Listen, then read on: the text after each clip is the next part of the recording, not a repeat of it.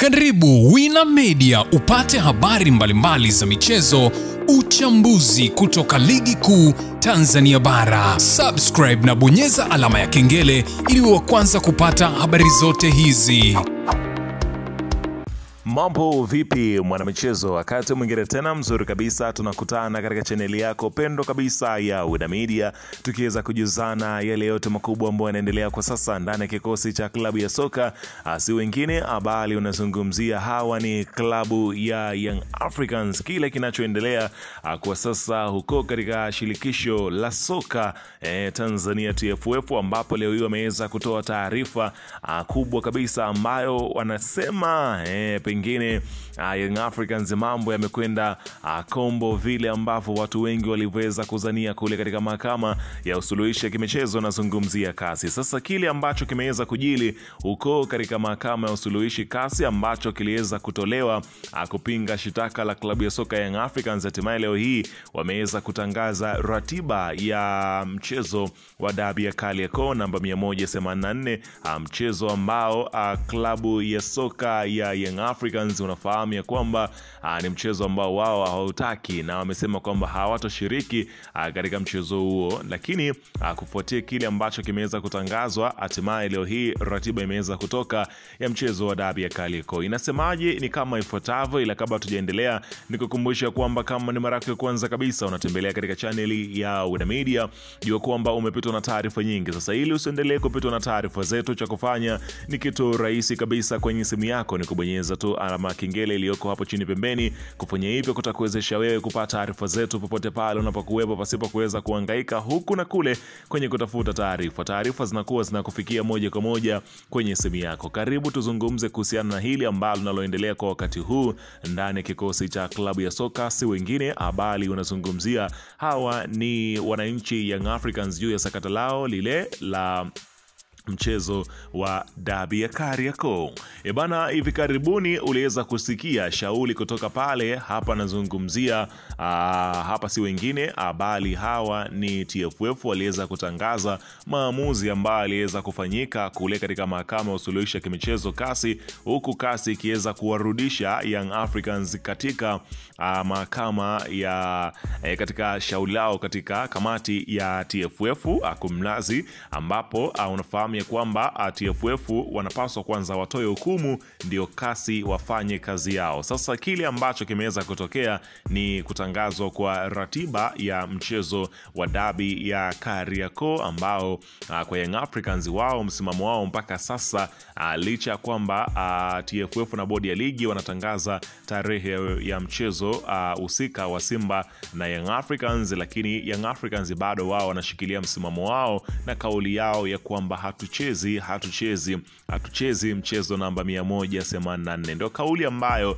imetamba midomoni mwa viongozi mwa klabu ya Young Africans, na hata mashabiki zao wamekuwa wakiweza kushikilia msimamo wao hapo hapo. Sasa kile kinachoelezwa mpaka sasa, inaelezwa kwamba mabosi wa Yanga, inaelezwa jana waliitana na kujifungia maala patulivu kabisa, wakiweza kuzungumza juu ya kile ambacho kinachoendelea kwa sasa ndani ya kikosi chao, ambapo inaelezwa kwamba ilikuwa ni kujadili hukumu ya kesi waliofungua mahakama ya kimataifa ya usuluhishi wa michezo, nazungumzia kasi, iliyotupiliwa mbali, huku zikitaja sababu zilizosababisha kesi kufutwa. Mwanasheria mzoefu wa masuala ya michezo, wakili Alois Komba, aliyewahi kuwa wakili wa Yanga enzi za Yusufu Manji, ametaja sababu za kesi hiyo kufutwa na kwamba kila kitu kimeshaisha na Yanga iendelee na mambo mengine tu kwa sasa. Akizungumza, Komba alisema kesi ya Yanga haipo kwa sababu kuu tatu ambazo alizitaja kuwa ni kasi imekosa mamlaka ya kusimamia kesi hiyo,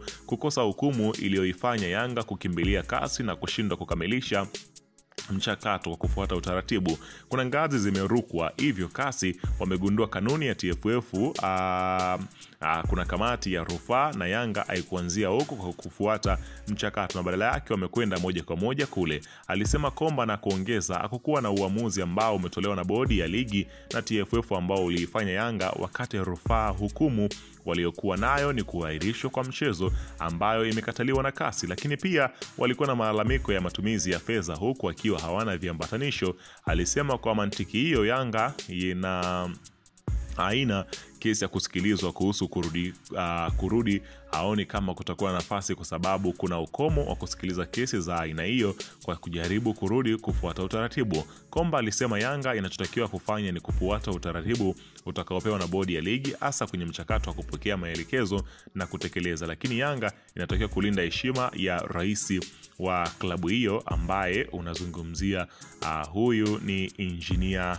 Hersi, juu ya kile ambacho kinachoendelea huko kasi. Inaelezwa kwamba pengine wana hofu ya kwamba wataweza kupoteza umakini. Hapa nazungumzia